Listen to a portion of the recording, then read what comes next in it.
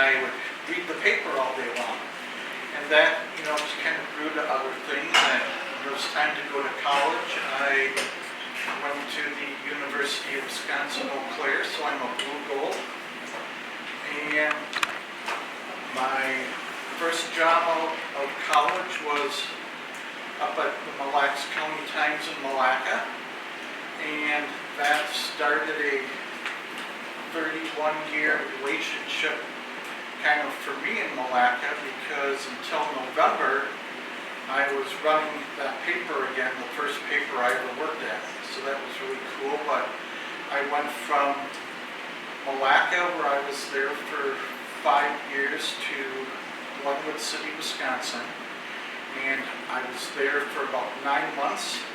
But it was the funnest time in my life because I got to go and cover a state tournament football team. And then because the town was so small, the same kids were on the basketball team. And that might kind of happen at your school too. And football season got over, and like Monday morning they started basketball practice, and those same kids went and won the state basketball tournament. So in 9 months I got to cover 2 state champions, and I then went to Chippewa Falls, Wisconsin, and where I was hired to work at the daily paper in Chippewa Falls. And that kind of began a long time of working at dailies for me. I also went and ran a chain of 17 papers in Iowa for about 4 years, and went back to Chippewa Falls. I worked there 3 times because it was my favorite job of my whole life. So they tell me now that 3 times is a charm, so I can't ever go back. But then I went up to Fergus Falls, where I ran the Fergus Falls Daily Journal. And that kind of brings me full circle, because back when I started in Malacca, our owner of our company, ECM Publishers, which owns the Elk River Star News, was owned by former Governor Elmer Anderson. And I was working one day, running my paper in Fergus Falls, and I got a phone call. And just someone said, "How would you like to come back and run the first paper Elmer started?" And they, played the Elmer card, and they played my past. And a few weeks later, I was running the Princeton Union Eagle right up the road in Princeton. That was 2011. 4 years later, I took over Malacca again at the same time, so I had Princeton and Malacca. And because I had this nice lifelong history with the Malacca paper, they thought I would be the good guy to merge the 2 papers together under. So I'm famous now for ruining the paper. They like to say that to me. And 2018, I jumped the river to Monticello. They transferred me to Monticello. A year later, I got Malacca and Princeton back with Monticello, so I had all 3. And on December 1, I got transferred again up to Little Falls, and now I'm running kind of a big news team in Little Falls. So that's where I came from today. So when we first started talking, I was close and across the river. And yeah, so I traveled today to see you. And that kind of gets me to where I am, and I think, you guys, I kind of want to not talk about newspapers, because and what you said, your broadcaster knows them, right? We are closer to the same every single day. And our main goal, at least for me, because of the internet and websites, is immediacy. And because of my website, I like to say that I'm a weekly paper that comes out daily, because I can be intentional and immediate and have news out right now, just like you can in broadcast. And I think the one thing we're all fighting is to survive amongst all these bloggers and other people who are running out chasing fire trucks because they have a scanner and saying they're telling news or telling journalism. The biggest place you notice that, and I just think of this last week at the state wrestling tournament, it used to be I was the only guy in the world who would apply for a media credential to watch, I'll just pick on Monticello, wrestle in St. Paul, right? Now, there are times I'm in danger of not even getting a credential because I'm fighting for my passes with even schools. And I know Monticello, they have their own sports website and their sports operation, and they pay somebody $1,500 a season to run all their sports on their website. So you're fighting those people, you're fighting the bloggers. The amount of bloggers you're fighting for credentials is incredible. And everybody thinks they're us. And it's kind of fascinating to watch that change. I think about in broadcast,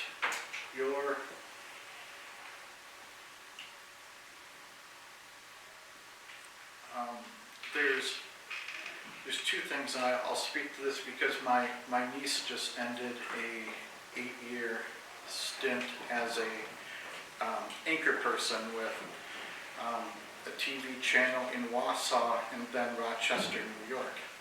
So we used to argue all the time because she thought being a journalist, and I would get so mad at her, but she thought being a journalist was being a pretty face on TV, and I say that because she really is kind of pretty. But she hated going out and spending part of her day covering news and telling a story. The only thing she had an interest in was being at the anchor desk at 5 and 6, or kind of going out and maybe visiting a senior home where the TV station would honor someone as the senior citizen of the week or the month.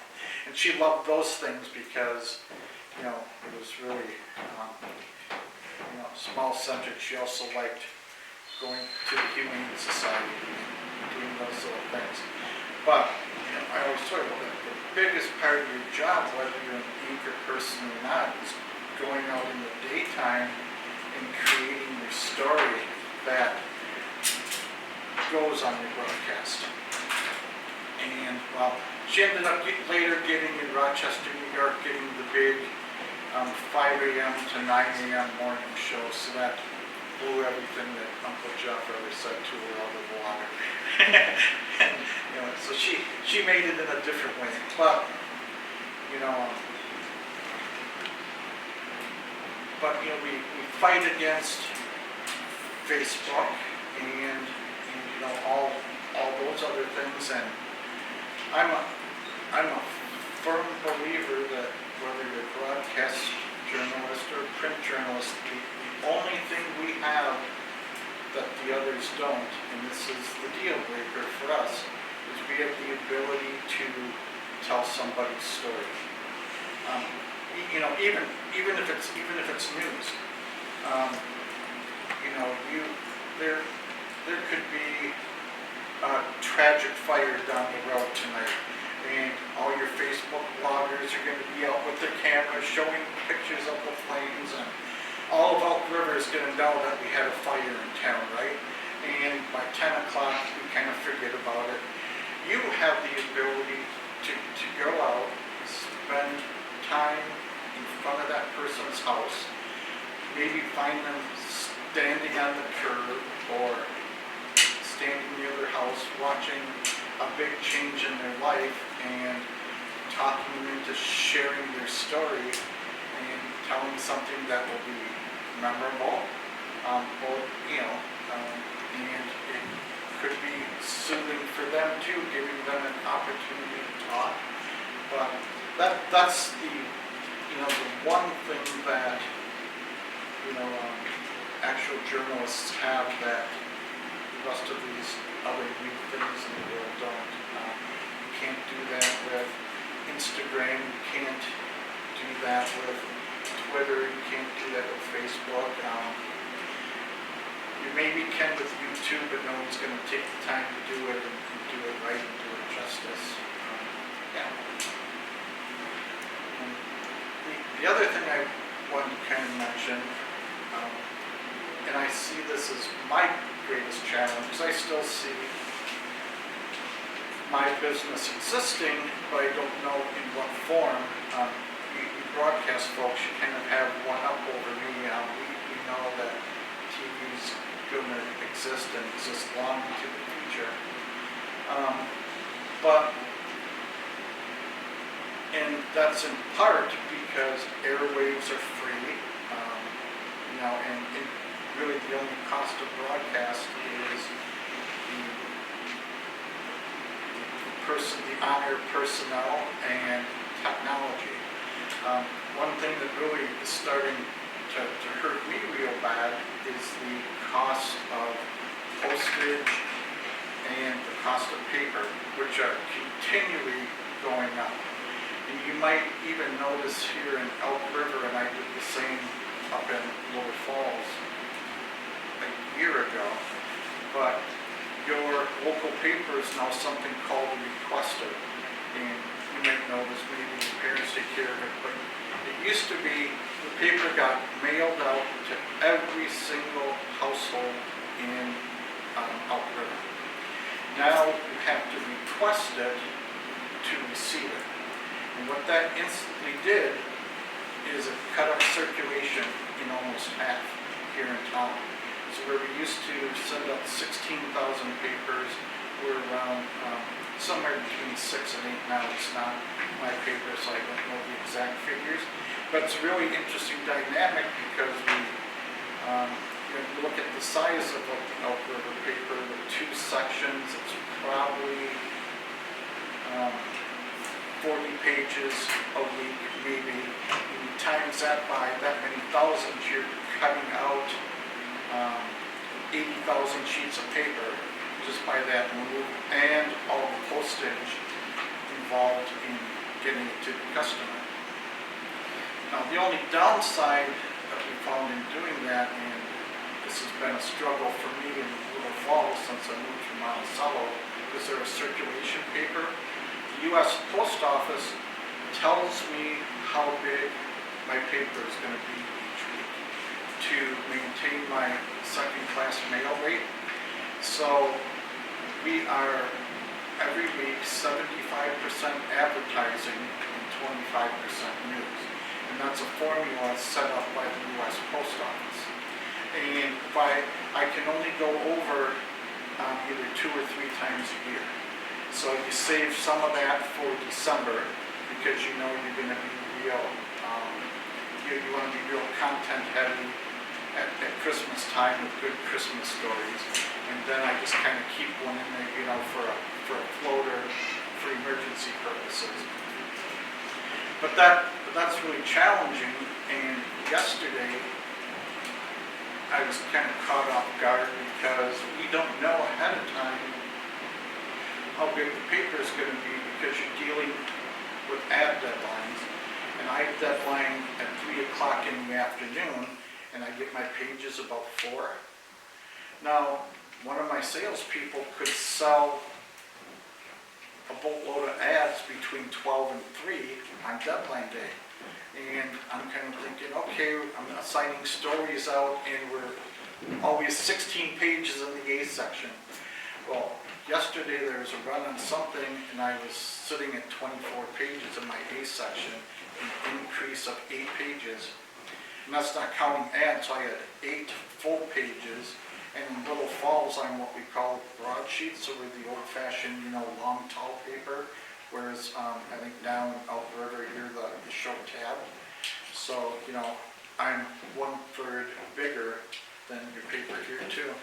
So I'm sitting here, 8 in the morning, just scrambling to find 8 pages of extra content that I didn't even know was coming until 4 o'clock the day before. Yeah. So that's the one downside when you're dealing with that formula from the post office. But I could talk like all day long, to be honest, but I'd really love to field questions too. But there's just one more thing I did want to add, and it's, as I'm kind of looking to the future and I'm trying to figure out things, like we like to put stories on Facebook and we get millions and millions of hits and, stuff like that. But the real challenge for, my future and even you broadcast folks as we transition to web things is finding ways to monetize our work. So I had a sports reporter at the state wrestling tournament last week, and he was posting results on Facebook, the second matches were over, and he was shooting video. And he gets back, I paid him 3 days wages to be down there, and at the end of the day, I just kind of thought to myself, I didn't make 1 penny, because there was no way for me to monetize or get money off Facebook for any of that work that he did. And that's really what we have to figure out how to do, so news outlets can hire you guys to do the work. Where is the money going to come from, to pay us all? And I think that's the greatest challenge across all our platforms. Yeah. Any questions from you guys? Yeah. Do you know who makes the crosswords for the Little Falls paper? Who makes the crosswords? Yeah. I just know that my grandpa very much enjoys them, because that's where our cabin is. And he does Yeah. Well, we buy them from a service. Keep buying them from us. I will, That's yeah. a good thing. I'm surprised your grandpa hasn't said the answers are so small I can't read to see what they are. We got him a big one. There you go. Yeah. Yeah. Well, thanks. Yeah. Yeah. Yeah. It's like the craziest or most entertaining story you've ever done. Craziest? Yeah. Okay. So I have one. It's the craziest thing I ever saw. But this was my first week working in Fergus Falls. You know how when you knew, everyone's trying to wonder who you are and scope you out, and I'd come from another daily paper and I'd say, and I'd talk about that, hey, I got 8 years of working at a daily behind me, and they're all skeptical of the new guy. And my 3rd day of work, the scanner goes off, and I won't tell you what the call is yet, but I always do, I'm a fire truck chaser. Have been since I'm a little kid, right? So people in my office, they weren't real go-getters. So I chased this fire truck out about 18 miles, and I get to the site of where they stop, and honest to goodness, there is a donkey that fell down an abandoned well. Oh. And I'm standing up and I'm looking at this donkey face as I'm looking down the well, and I came back and I wrote a story, and it's funny because the donkey had siblings, so they were named Amos and Andy. It's funny, see, I still remember this from 2007. And when you work at a daily paper, you subscribe, you're a member of the Associated Press. So I wrote this story up, AP picked it up, and you can still go and do a Google search, and you will find hundreds of versions of that story, all over Google, because thousands of papers picked up that crazy picture of that donkey face looking up out of the well at me. Yeah, and I have another one, not quite as crazy, but had about as much popularity, but there was this dog in Chippewa Falls. He was a beautiful husky, and he got somehow frozen or stuck to the railroad tracks. And a train was coming, and it was like a stray dog, and like seconds before the train came, some bystander like rescued the dog and got him loose from the tracks. And that dog kind of went on to get famous because he kind of got, in media circles, got named Ice Train, was his name. And just another goofy thing, you never know what you're going to go out and do, but you don't think at the end of the day that thousands of papers across the country are going to have your photo of a little doggy somewhere in their papers. Yeah. But but there's as much crazy and fun stuff there's tragic stuff. And the worst I've ever done was on October 12th of 2005. 5 buses from Chippewa Falls High School were coming home from a band competition, and at about 3 in the morning, a semi rolled over on I-94 and was sideways on the highway, and the first bus of this bus convoy hit the semi, and like 12 people from the school died, including the band director, his wife, and his daughter. And not only was the story tragic, but we're a daily paper, so every day up until the funeral, my colleague Rod and I, we had to have a story or 1 or 2 or 3, because that's what the people wanted to read. And that happened early on a Sunday, like 3 in the morning on a Sunday morning. And I think the funeral was on Friday. And by the time Thursday rolled around, my sister paper in La Crosse sent 2 reporters up just to relieve us, because we were so emotionally drained. And it's amazing what happens to you when you spend 5 days straight with people who are crying and hugging each other, and you're living in that sadness, and you're telling the stories of it. But there comes a point when you kind of get overtaken by it all, and you yourself emotionally just maybe can't do another one. And that's what they did to us after 4 days. They just brought a team up from another paper and told us to go away for 3 days.